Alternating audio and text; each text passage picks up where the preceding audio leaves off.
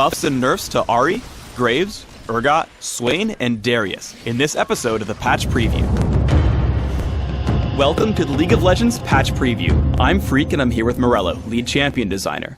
Together we'll be discussing some changes coming into the Draven patch. I'll introduce the topics, and Morello will give you the rationale behind the changes. Ahri is an almost guaranteed pick or ban in competitive play. She gets to deal tons of damage despite building pretty tanky, so we're lowering the base damages on Foxfire and Spirit Rush, but compensating with increased AP ratios. What are we hoping this does for Ahri? Ahri really fits the role of kind of a ranged mage assassin, and as such she should be building really high damage, low survivability to get the job done. Ahri's ultimate has a ton of mobility built in, and this is how she should be getting around the battlefield and surviving teamfights.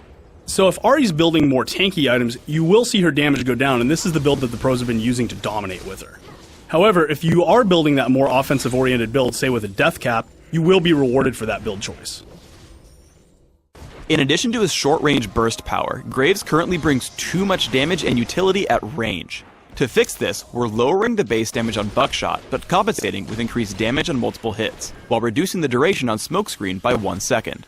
Why will this help balance out Graves? The interesting thing Graves is supposed to bring to the table is that short-range, in-your-face shotgun blast that does a lot of damage.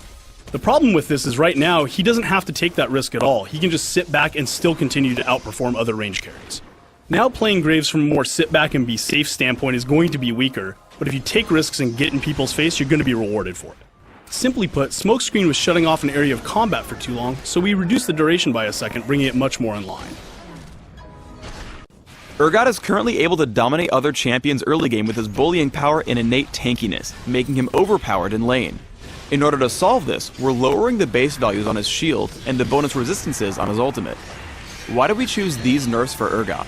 Urgot's combination of high range and high defenses means that a lot of champions didn't have any counterplay options against them at all. We want champions to make interesting choices, and Urgot walking up and being able to duel pretty much anybody because of his inherent defense isn't a very interesting choice. It's also not very fun for his opponents to just die because of that either. All the things that make Urgot special are intact. The long-range lock-on gameplay, swapping enemies into position, all those things make him fun, and we want to keep those there. Swain is a pretty overlooked mage champion, and it seems to be because he just doesn't quite have the same tools as other mages. Next patch, Swain is getting increased range on his basic attacks, increased range and slow on Decrepify, and a lower cooldown on his ultimate. How do we think these buffs will help Swain? Looking at all of our mages, we saw a real opportunity to go ahead and make Swain feel a lot better. The range increase is really a way for us to bring him up in line with other mages and put him on equal footing. Frankly, the slow on rank 5 Decrepify was really underwhelming. Increasing this allows Swain to feel a lot better about using his slow, especially later game when it needs to be more effective. Swain's ultimate is integral to the whole way he plays and flows, and he needs to be able to get back into that state more quickly after turning it off. Darius has two issues we're looking to solve in this patch. His best case scenario against other melee champions makes him incredibly overbearing, and the cooldown refresh on his ultimate is just happening too often.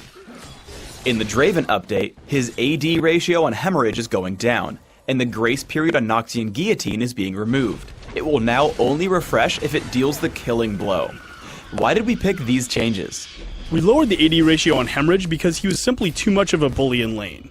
Noxian Guillotine is really there to allow you to pick up those quadra or pentakills in about every 30 or 35 games by design, but with the grace period, people were doing it much more often and frequently, causing it to be much more frustrating. By removing the grace period, Darius now needs to have better timing and be more skilled to pick up those multi-kills. Ultimately, these changes are designed to make Darius less frustrating to play against, but we're going to continue to keep an eye on his balance as we go forward. Thanks for tuning in to the League of Legends Patch Preview. Please subscribe to the Riot Games YouTube channel above and let us know what you think in the comments just below the video.